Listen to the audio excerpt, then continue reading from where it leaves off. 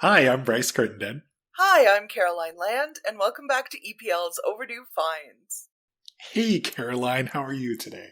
I don't even know anymore, Bryce. How are you doing? Off to a really interesting start to the day.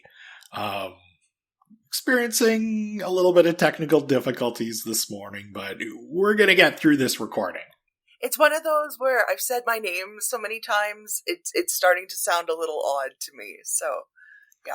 Yeah, it would be funny if we didn't edit this opening part and we just had all the times we tried to start recording this episode, and yeah, my name would have been said 8 times already. So yeah, it's good. We're gonna get through this. So yeah, just know that if you're listening to this, we are working hard to give you quality podcast entertainment. So yeah, I was going to say, Caroline, it seems like it's actually been a while since we last recorded an episode. Obviously, we've released episodes bi-weekly as we normally do, but I know just with the Christmas break and everything and New Year's, we had recorded a bunch of episodes in advance. So it kind of feels like we're returning from vacation or something like that for this episode.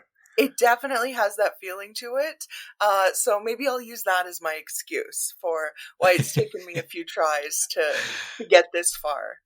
Absolutely. So on today's episode, though, and Caroline, you would agree with me on this, we love our pop culture anniversaries. And this year, I was surprised to find this out, this year actually marks the 20th anniversary of the release of the original Mean Girls movie starring Lindsay Lohan and Rachel McAdams. I couldn't believe that. I totally felt super old when I realized that it was the 20th anniversary. And then on top of that too, we also have a new Mean Girls movie out. It's a musical. There's also the stage play as well. So we thought today, what a perfect time to be chatting all about Mean Girls. Absolutely. So we have a special guest joining us today to chat all about Mean Girls.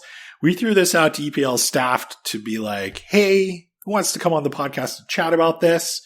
And we're so happy to see that a member of the Overdue Finds family and library assistant with our EPL to go Lit Van team, Maria Milanowski, is joining us today. Maria, welcome back to the show. How are you? Hello, I am doing well, although I do have to point out to both of you that it is Wednesday and neither one of you are wearing pink. So that is a really good point. You're lucky that we're not recording in the same room because you wouldn't be allowed to sit with me. Sorry about that. I never thought about that. Yeah. Big shock.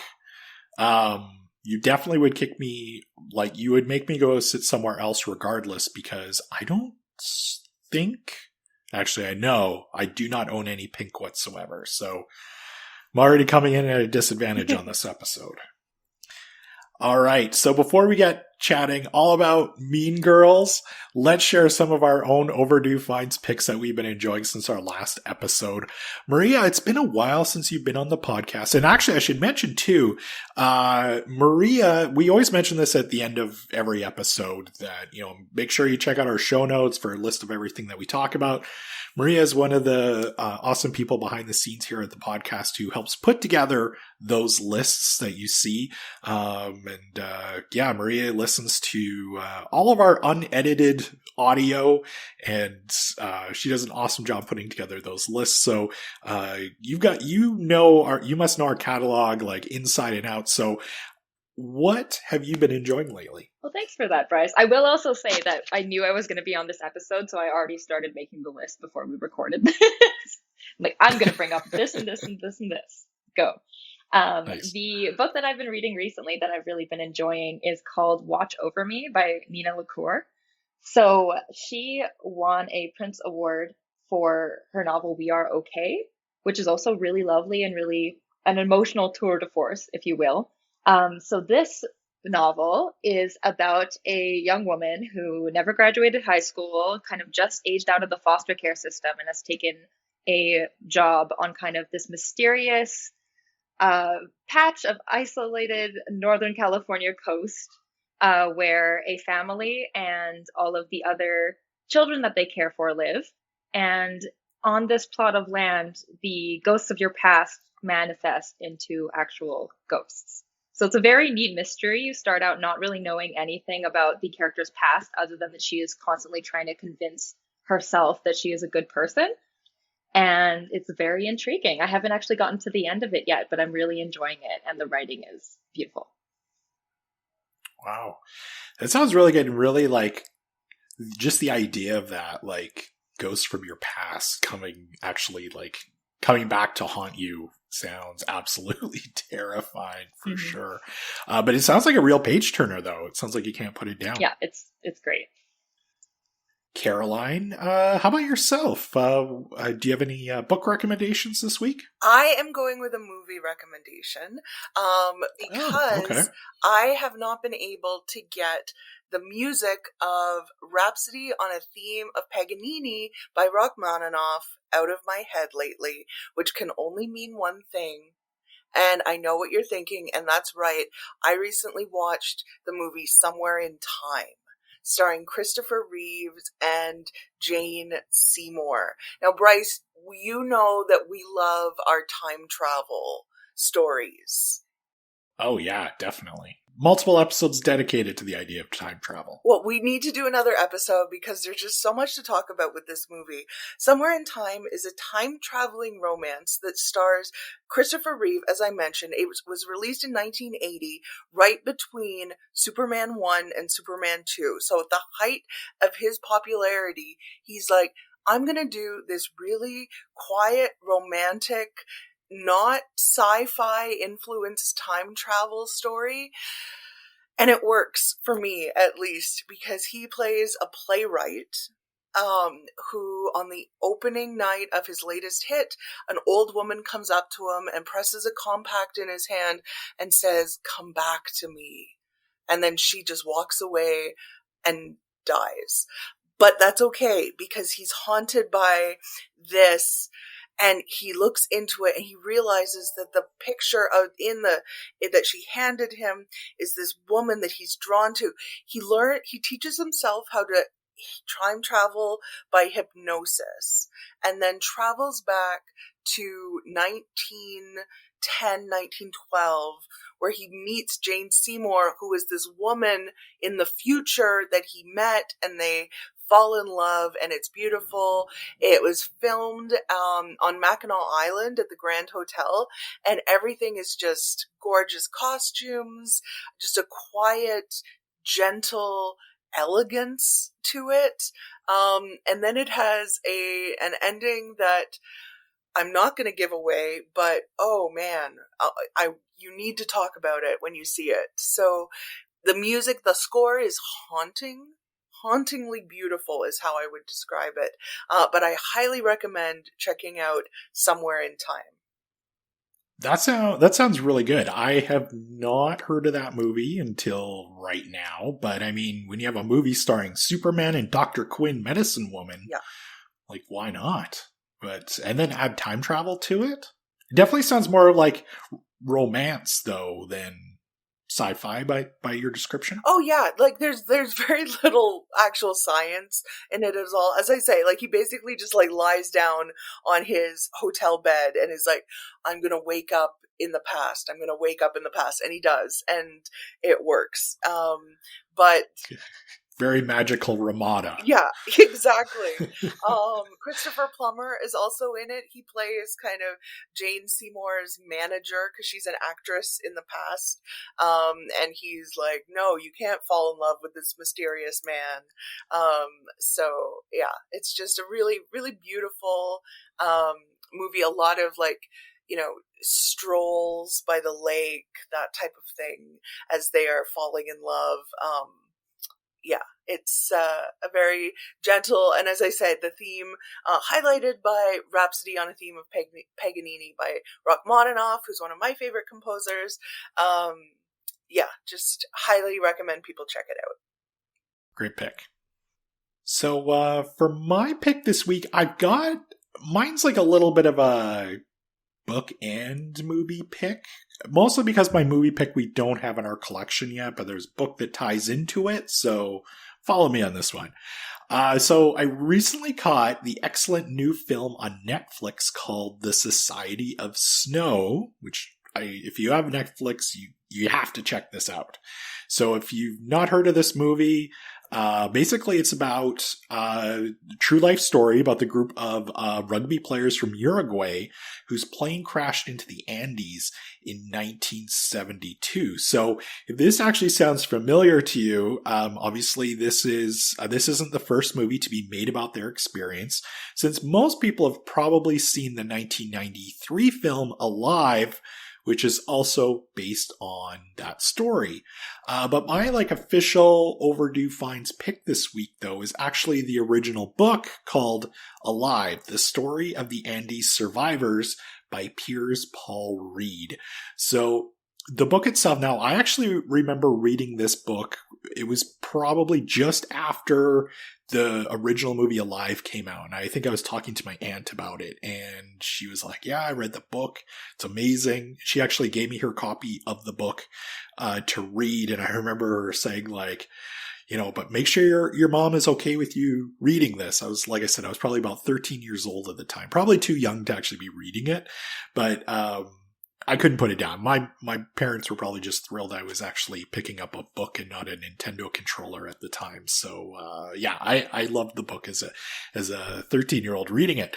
But the book itself, though, gives us a detail and at times, really uncomfortable look at how a group of young men had to come together to try and get out of the Andes Mountains after essentially rescue attempts had been called off, since it was assumed that all 45 people on their flight had died. So this book is kind of known as some of the survivors have written their own books, but this one's interesting because Reed actually interviewed about all 16 surviving members along with their families for this book. So we obviously get accounts of everybody who's on the mountain, plus their families back home and trying to, dealing with all the rescue efforts and all of that stuff. So this is actually, it's funny because on our best of the year episode, 2023, we were talking a little bit about tales of survival. And to me, this one is definitely has to be one of the most incredible true life tales of survival that you'll ever read. Like I said, definitely gets very uncomfortable at times based on, I think a lot of people know what happened up on that mountain now, but it's a really interesting read, and if you're looking for some great nonfiction, Alive, I can't recommend it enough. But it's funny, though, when you read the book and then, you watch The Society of Snow, it's funny because the 1993 Alive film just seems like such a missed opportunity. It's not nearly as good as the new movie or the book, obviously. So, go check out the book Alive by Piers Paul Reed. After we do another time travel episode, we might need to actually commit to doing a survival theme episode, because this keeps coming up for us in our picks. Has anybody watched that movie, by the way, yet? Society of Snow? No, I was going to. It's on my list, but since Edmonton has been under very cold temperatures recently, I only started watching movies that would make me feel warmer. Yeah, good call, because this one definitely doesn't help with that, for sure. All right, so let's get into our main topic today. Of course, we are talking all about the movie Mean Girls, which in this year, 2024, is celebrating its 20th anniversary. Caroline, I understand you've got some fun facts for us before we dive into the movie. As you mentioned, it's coming up on 20 years. It was released in April of 2004, directed by Mark Waters, written by Tina Fey, best known for Saturday Night Live at the time, based on a non-fiction book called Queen Bees and Wannabes by Rosalind Wiseman. Tina Fey had read the book, thought, hey, there's a story here. So she called up Lorne Michaels, as you can when you are on Saturday Night Live, and he's like, yeah, write it and I'll produce it. And so he did. The movie starred Lindsay Lohan as Katie Heron, a high school student starting a new high school after previously being homeschooled in Africa, but where her parents were zoologists, I believe. They studied animals. There at the new high school, she meets the Plastics, led by Regina George, played by Rachel McAdams. This group of cool girls who have created an exclusive clique with specific rules that they all must follow. Katie is wary of them at first, but then starts falling for the plastic lifestyle, and before she knows it, she might just be in over her head. The movie made over $130 million on an $18 million budget. It was filmed mostly in Toronto. As a U of T student, I like to point out that the state finals of the Mathlete competition was filmed at Convocation Hall, which was where I graduated and had my first year anthropology class, which had 1,200 students in it. Mean Girls 2, a made-for-TV standalone movie, premiered on ABC Family in 2011. Tim Meadows, as Principal Duval, was the only original cast member to appear in Mean Girls 2. A musical version of Mean Girls, written by Tina Fey with music by Jeff Richmond, launched in 2017 and hit Broadway in 2018 before closing on March 11th, 2020 when Broadway shut down due to COVID. The show did not reopen after the COVID closures, but a new movie based on the musical opened in theaters on January 12th, 2024, almost 20 years after the original. It was originally planned to be a streaming-only release on Paramount Plus, but as of our recording, it has made over $40 million worldwide. So that takes us to our conversation on Mean Girls. I'm a dork and I follow box office numbers, and yeah, I guess I shouldn't say I was surprised to see it was like number one at the box office this past weekend, but and we'll get into kind of obviously why maybe it's been so popular over the years, but I'm curious. Maria, I'm going to start with you because obviously, when we had the idea for this episode, you were like, I'm all in. Like, I got to be on this episode. So I'm curious to see, because when did you first watch Mean Girls and what did you think about it? Because you're younger than us. So I'm curious to know. How old roughly were you, do you think? Get this. I remember going to see this movie for a 6th grade birthday party. Wow. And similar to your experience with the book you recommended, the parents that chaperoned us in that movie came out of it and went, oh my goodness, they were too young to watch that. So you're at this 6th grade birthday party. You're in the 6th grade. You're at this birthday party. Did all your friends just come out? Were you guys like all just hyped after watching this? Like, did you think this was like the greatest movie of all time? I think that we thought that it was enjoyable to watch, but I remember us talking afterwards and saying, yeah, I mean, it was good. It didn't, ignite the desire to become a plastic in any of us, but I think we recognized that, it's a well put together movie, tight 90 minutes, entertaining, there's jokes in it, all that good stuff. And as we grew up with this movie and it continued kind of growing in its popularity, especially because of the internet, I think we've learned to relate to it more and more. Mm-hmm. Caroline, how about you? You mentioned that you went to the University of Toronto. You recognized some of the filming locations.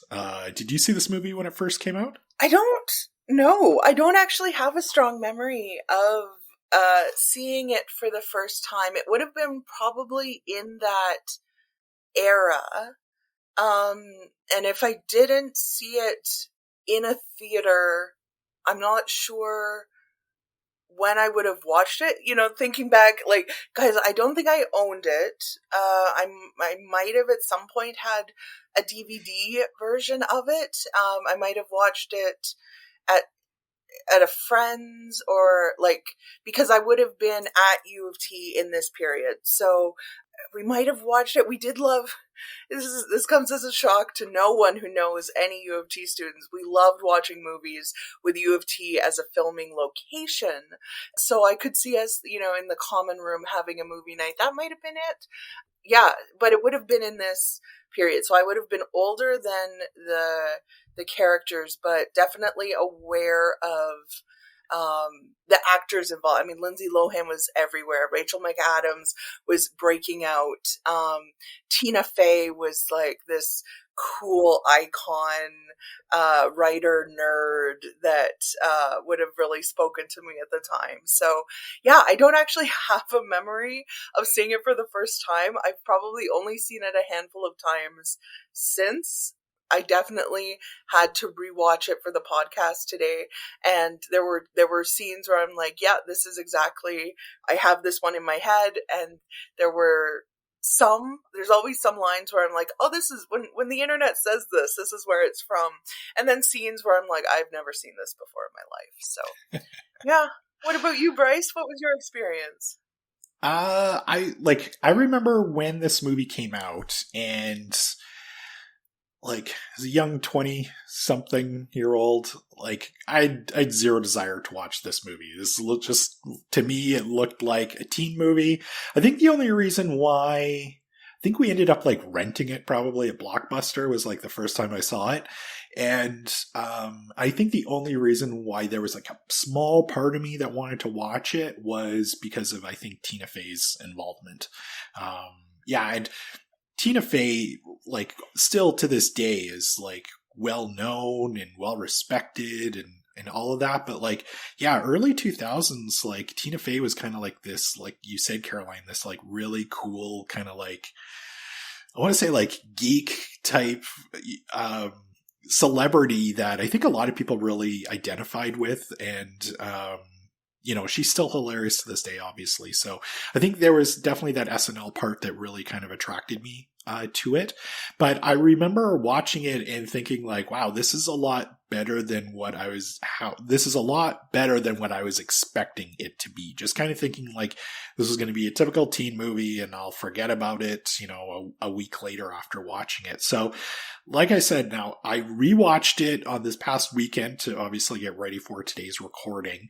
And I don't know if it is because, I think it might be because of, like, the internet and memes and all of this stuff, but there's quite a bit more of the movie that I remembered than kind of I thought I would. You know, after watching it, there was stuff very similar to you, Caroline, where I was like, oh, I do not remember this scene at all. But, and then some stuff kind of really, you know, brought it all back to me. But I remember thinking it was really funny. A lot better than it should have been, and kind of still feel that way today anyway. So it's, for me, it's still held up, and I really enjoyed it the second time upon viewing it. So Bryce and I both mentioned Tina Fey being kind of probably a draw into it from our hazy memories. Maria, who stands out from the movie? Characters, scenes, what stayed with you? At the age I was at when it came out, I'm sure that the draw to it was that I knew who Lindsay Lohan was. She was very big in those kind of teen movies at the time, so I'm sure that was what I was super interested in.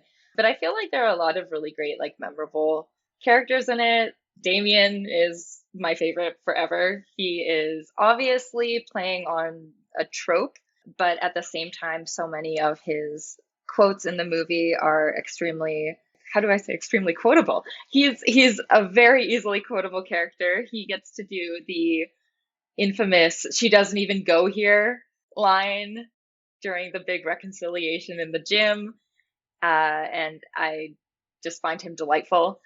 And I think another thing that actually stood out quite a bit is that visually, the fashion and the sets and everything are very memorable To me, I think it does a really good job at capturing kind of like a snapshot of the time period where it was meant to be set in.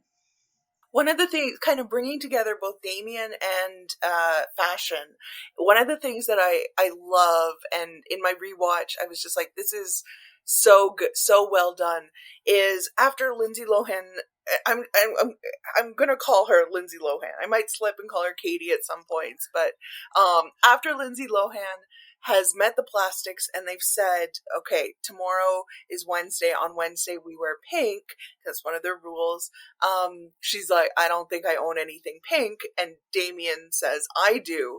The next day, Lindsay Lohan shows up wearing like a pink alligator shirt that, is sized for Damien. It's too big on her. It doesn't fit. And it's just this like brilliant way of showing through wardrobe how at this point in the movie, Lindsay Lohan's character can follow the rule, but can't fit what the plastics are doing. Like she's not them in that moment. And it's just visually, comically perfect on that. That scene cracked me up as well. And yeah, she's got like the blue jeans on and then like the super baggy pink polo shirt. And yeah, she looked pretty funny. So yeah, I thought that part was really good too. You're so right, Maria. And Damien had so many lines. He has the line about that's why your hair is so big, it's full of secrets. The whole the candygram scene where he's handing it out, like, and none for Gretchen Wieners, 4 for Glen Coco, you go get Glen Coco. Like the lines are just the writing, the delivery of them. He has so many great ones.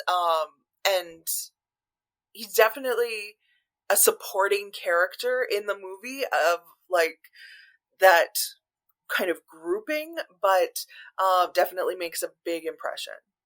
I also have been dropping the, oh my God, Danny DeVito, I love your work recently, because funnily enough, I was one day driving the lit van back to its parking garage for the end of my shift, and stopped at a red light and just kind of looked out the window, and lo and behold, somebody in this neighborhood had a Danny DeVito cutout in their front window, like a life-size cutout. And my coworker was driving a van and was right behind me. So when I got back to the bus barns, I was like, Michelle, did you see Danny DeVito? And she was like, what are you talking about? Okay, Edmonton, if you have any information on this Danny DeVito cutout, we need details. I swear I'm telling the truth. It was very, very funny. It completely caught me off guard. Yeah, if you're the person who has the Danny DeVito cutout in your window at home, please email us at podcast@epl.ca because we would love to have you on the show to talk all about this. We are here to make you a local celebrity. Yeah. Yeah, I have so many stories about Mean Girls just kind of like popping up in my life as it went on. I had friends who lived across the street that knew Kevin G's entire rap. And these two siblings would once in a while be like, no, I know all the words, but you don't know all the words. Oh yeah, prove it. And then just bust into this very inappropriate rap song to prove to each other that they knew all the words.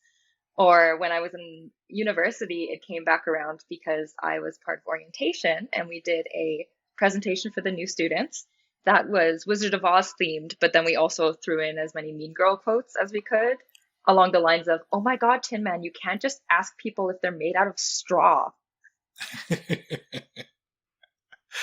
But it probably connected with the audience, though. They probably loved that.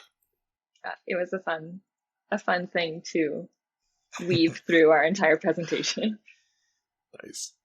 I was going to say, though, you mentioned Damien. We need to have my brother Jeremy on the podcast because my brother is an actor, and I remember him at the time. He was telling me he actually auditioned for the role of Damien for Mean Girls. Obviously did not get it, and everything worked out good, but Yeah, I think he actually ended up getting a call back. Obviously, like I said, he didn't get it, but I remember at the time he was texting with me and he was telling me all about it. And yeah, so when I watch this movie, I can't help but think of my brother Jeremy, because I'm like, he would have crushed that part. But yeah, it's just kind of funny though. Every time I see Mean Girls now, I don't actually know Jeremy, but I'm going to think of like this sliding doors alternate world where everything was the same except Jeremy played Damien, and picture what that world might be like.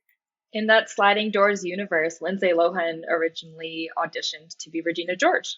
So maybe that's also a whole parallel universe thing. Yeah, I read that too, and apparently she wanted, just for her image, she wanted to be more likable, I guess, and she thought that it would be better to play Katie, which, I mean, everything worked out good there. The movie stands on its own, and of course Rachel McAdams crushed the role of Regina George. Mm-hmm. But I gotta say though, I think my favorite character from the movie though might be Regina's mom, Mrs. George, of course, played by Amy Poehler, because she was like, when I think of this movie before I rewatched it, Amy Poehler was the first character that always came to my mind. And still, after rewatching it, she's, like I said, she's hands down my favorite character in the movie. She steals every scene she's in and is so good at kind of desperately trying to kind of cling to that youth and be part of this really cool girls group. And I mean, she's got the perfect line when she's introduced in the movie. She's like, "I'm not a regular mom. I'm a cool mom." I love that scene too, where Katie goes to Regina's home for the first time. Obviously, we meet Mrs. George, and they go into Regina's room, and Katie's like, "Wow, this is your bedroom?" And Regina's like, "No, it's actually my parents' room, but I made them trade me." So she's got, like, when you watch it, she's just got this huge, clearly master suite and everything, and just kind of explains a lot about their relationship.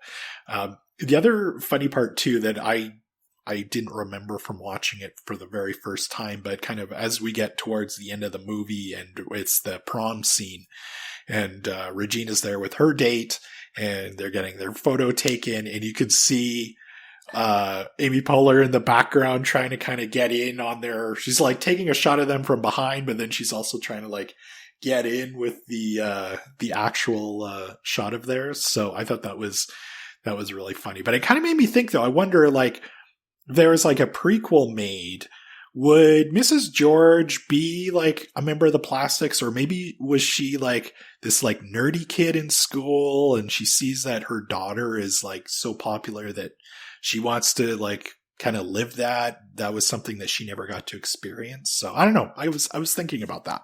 I think the latter is probably more what they're leaning towards, because she's just so eager to appear cool in front of her daughter and her friends, which is bizarre. Yeah. But I also, when I think of her, when I think of Amy Poehler in that role, she's excellent because she's a supporting character, and she absolutely steals any scene that she's in. But in the infamous Christmas Jingle Bell Rock dance scene, where she's filming, but she's also dancing along with the camcorder in her hand, it's hilarious. Yeah. Like I said, she's easily my favorite part of the movie. And the rest of the movie is great, and all the other characters are fantastic. But yeah, she comes out. She is just so hilarious to me. And the other character I really enjoyed too was Karen, played by Amanda Seyfried. So it's funny because her role is actually a lot smaller, I think, than what I remember it being. Like, it doesn't seem like she has got very many lines in the movie, but I just love how naive she is, and she's obviously kind of totally playing up to like the dumb blonde type stereotype, but she's just very funny in the limited lines that she does have anyway. On my rewatch, I have to say that Lacey Chabert as Gretchen Wieners stood out for me. Just what she does with the characters desire to be right there with Regina. Like, I don't think she wants, I never get the sense that she wants to be the one in charge. She wants to be running the plastic. She wants to be the queen bee type, but I think she, like, just so clearly wants to be Regina's favorite and be solid in that place, and just how she goes about it, her perspective, the way that Lacey Chabert gives those line readings was just really very funny, and she stood out for me on the rewatch. Is there any other favorite scenes that you may have had, Caroline? I like the take on Halloween, and this is definitely one I remember from that era of, it's another example of Katie not quote unquote getting it, that she's like, oh, Halloween, it's a costume party, so she dresses up as like a corpse bride, ex-wife, I think is the actual reference on there, but everyone else is kind of just wearing like scantily clad with animal ears, and it reminds me of a joke from The Office about people just dressing up as cats on Halloween, and how many, like, you'll just dress in black with a pair of cat ears on it. That's the Office appropriate one. This is the maybe teen one of that, but another example of Katie, like, following the prescribed rules, but not clicking with the society that she's in at the time. We talked about our favorite scenes and characters and everything. I guess, Maria, why do you think it's remained so popular over the years and so prominent in pop culture? I think on a base level, it's a really well put together movie. Like I said, it's a succinct 90 minutes, and it gets to the point very quickly.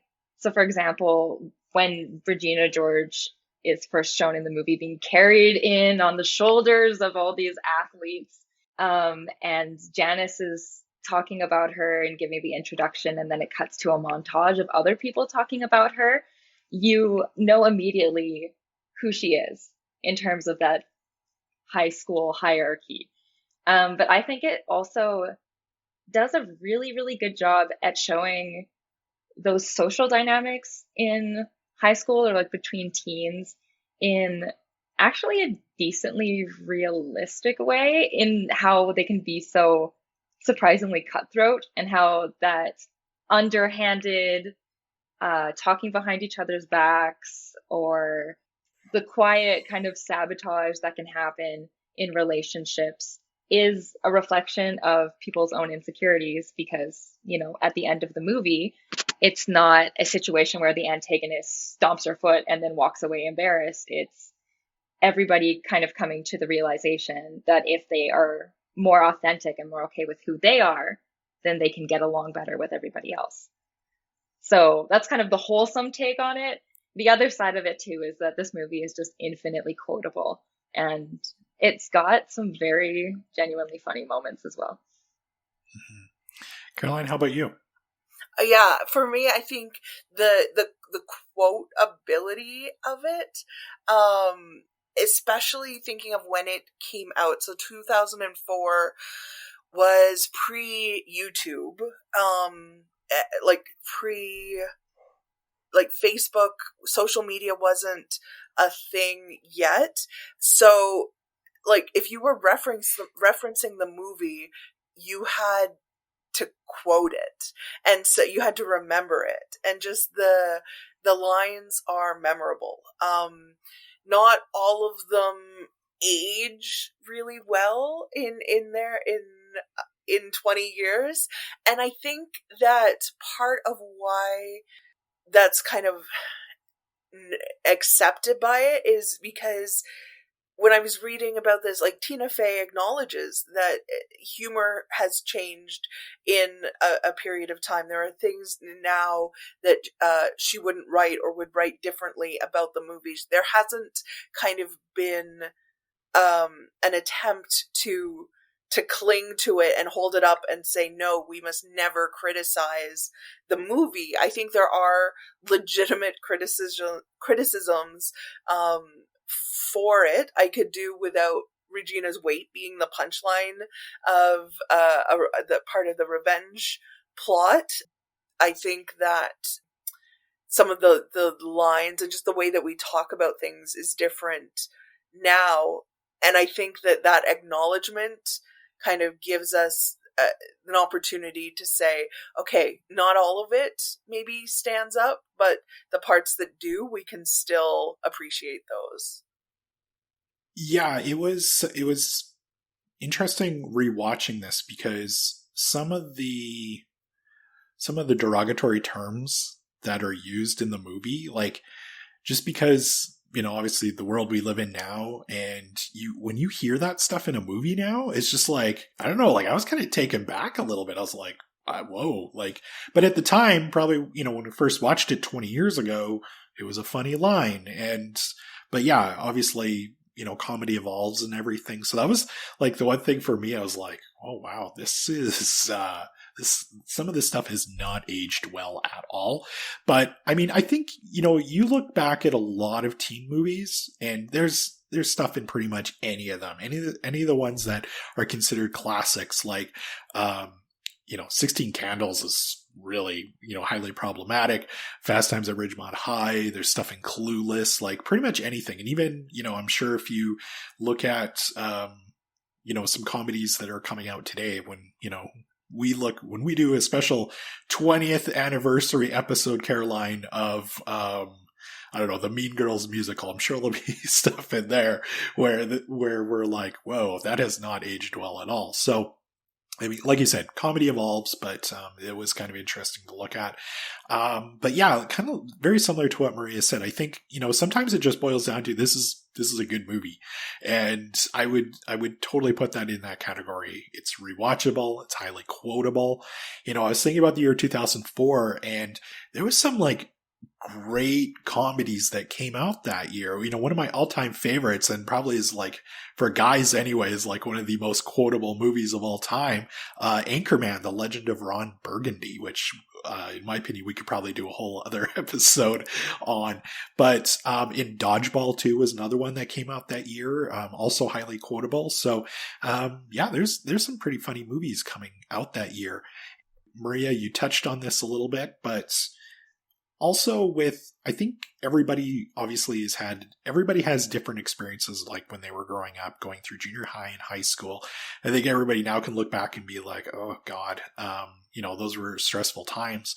And I also think, everybody at some point probably dealt with some sort of Regina George in their life. So it's a very, very relatable movie, no matter who you are.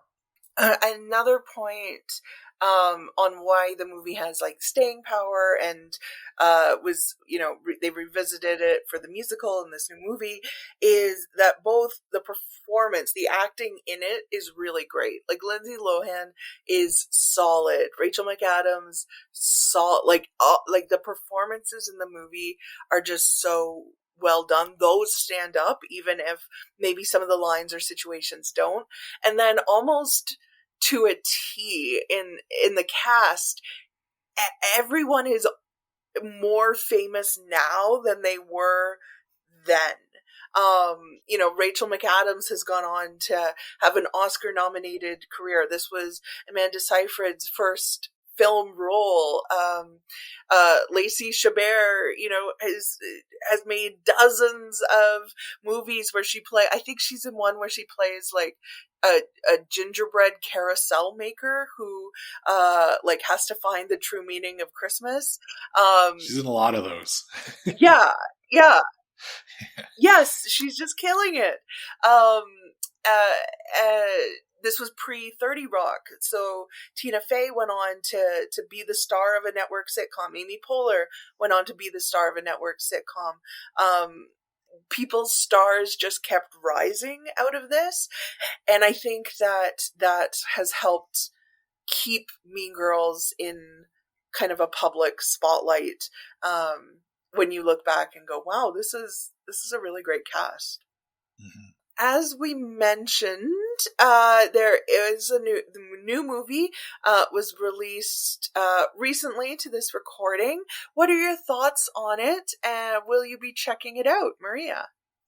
I really wanted to go see it before this recording, but it was released on the day we're recording. It was released like 4 days ago, so it was not in the cards. But I have seen the musical. I did see the stage musical while it was in Edmonton, and it's very fun, and it does have its own set of jokes that is very similar and yet still a separate entity from the original movie. So I'm very curious to see what parts they retain from both of those versions of this story and put into this musical movie. Because if you think about it, this is kind of wild. The musical movie is an adaptation of a stage musical, which is an adaptation of a movie which was based on a book. So there's a lot of iterations of this story that I'm sure the main storyline persists and the characters persist, but how they learn their lesson and the different kind of jokes that weave the story together are going to be, adjusted for the times. So I'm definitely curious about it. I know that there are some really amazing singers in it and some actually really incredible dancers in the cast as well. I am really excited to hear Auli Cravello, who was the voice of Moana. And I still think of her as this like sweet little like 16-year-old smiling girl who voices a Disney princess. She plays Janice in the movie. So she's got an entirely new character to take on, but also her singing voice is incredible. And I've listened to some of the cast recordings, so I am excited to see how she takes on that role. We should quickly touch on too that the original book, Queen Bees, like that wasn't like a fiction book about these characters. Like that was, I believe, like an actual like nonfiction parenting book, was it not? It was for grown-ups, not for teens. Yeah.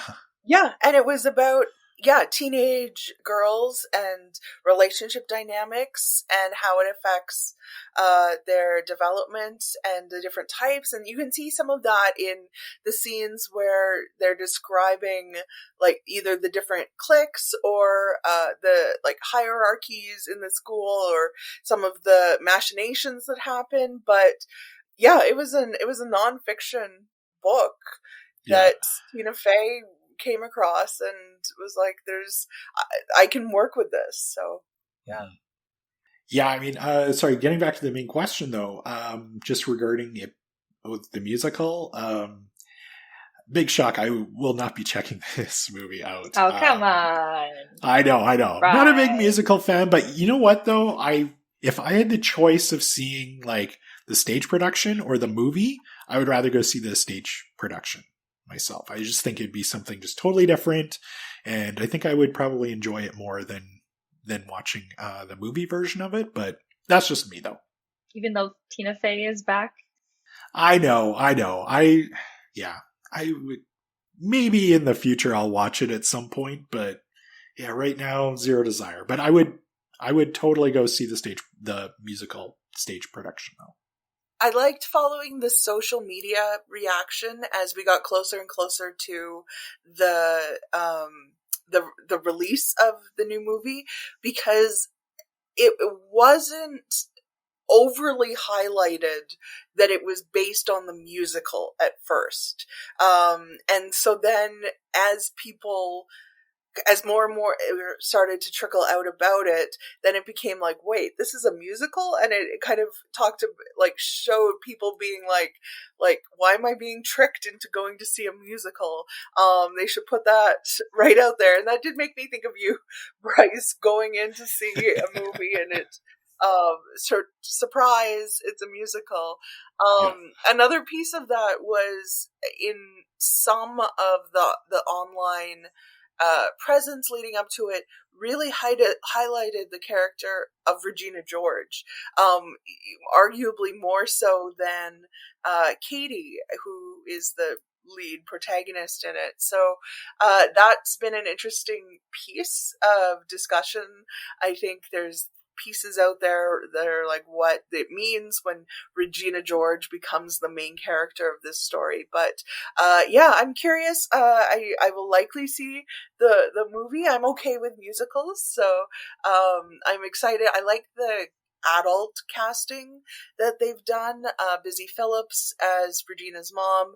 I think Jenna Fisher plays Katie's mom in it, and she just so and then the cast it just is so talented, so I'm excited to see what they do with new takes on characters that we're familiar with. So yeah, I hope the movie does well.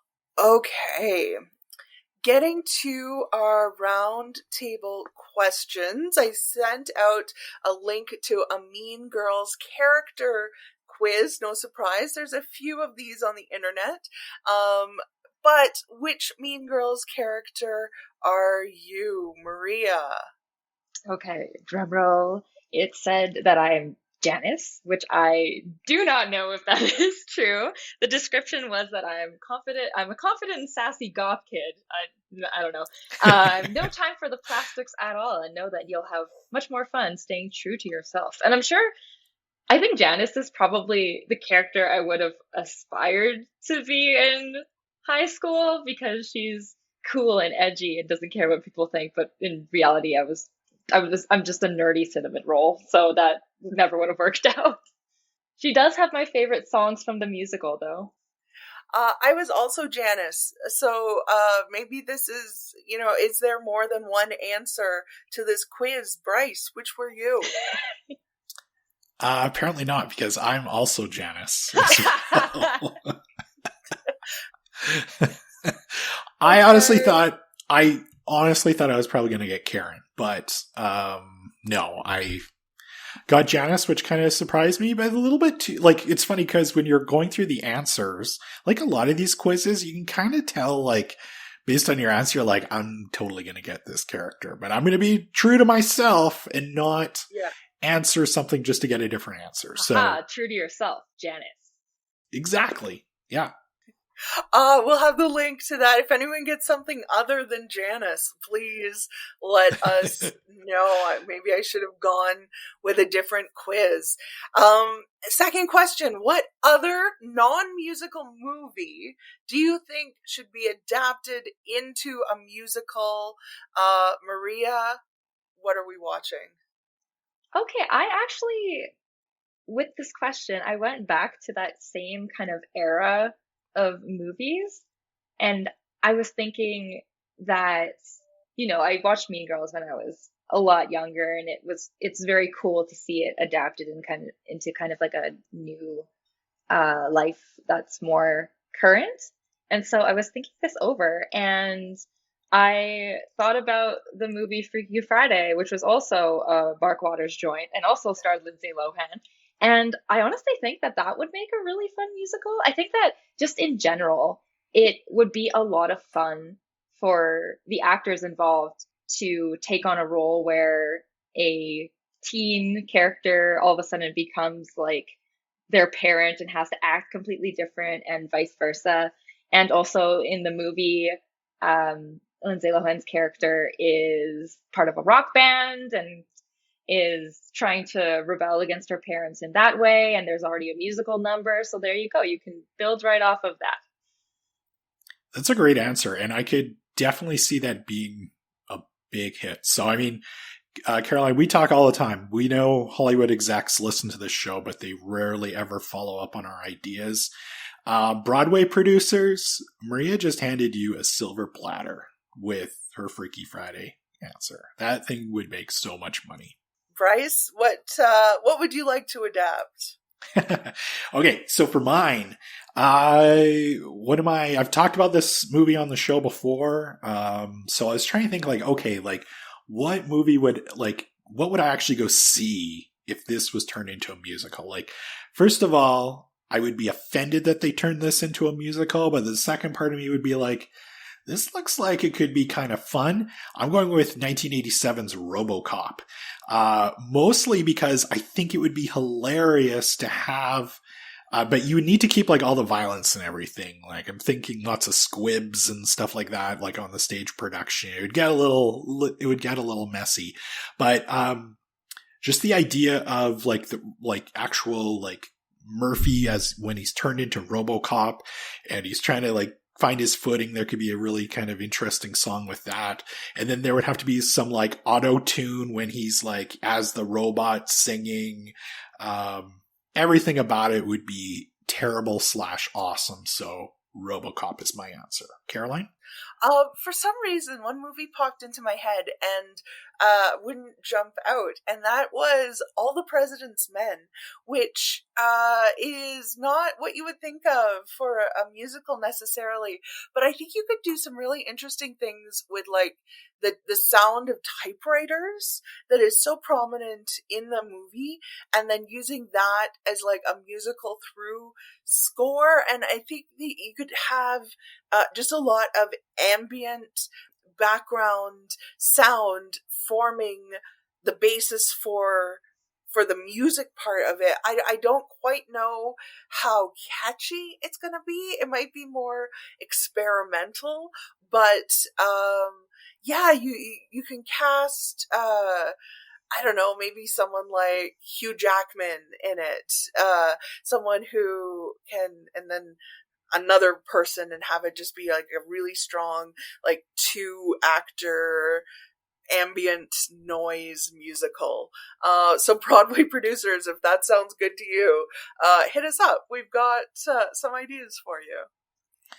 Just when you mentioned that scene in the newsroom with like the sound of the typewriters, I'm getting some like stomp like I like feelings in my head. I can totally picture it. Like all these reporters coming up from their desks, the sound of the typewriters banging and people stomping away to meet their deadlines. We've got this half written for people already. I mean, it's right there. It's right there. Yeah.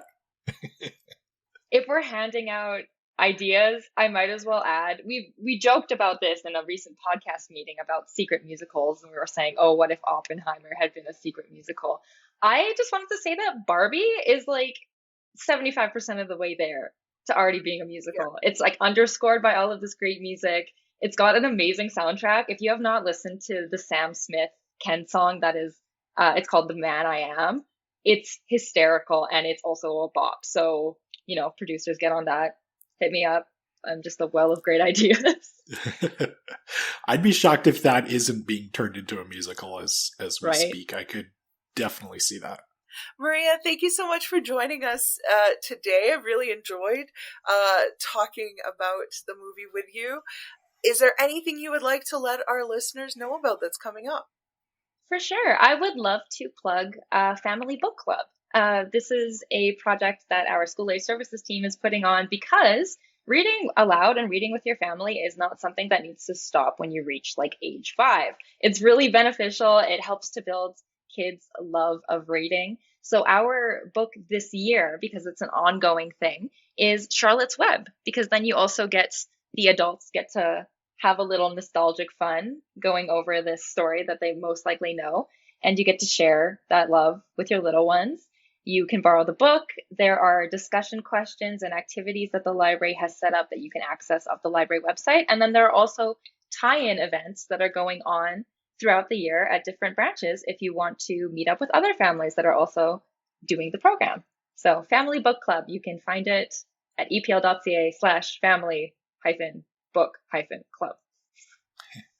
I'm going to pitch your next one being alive. Maybe it's not quite suitable for family, but it would be interesting to see us promoting that as part of Family Book Club.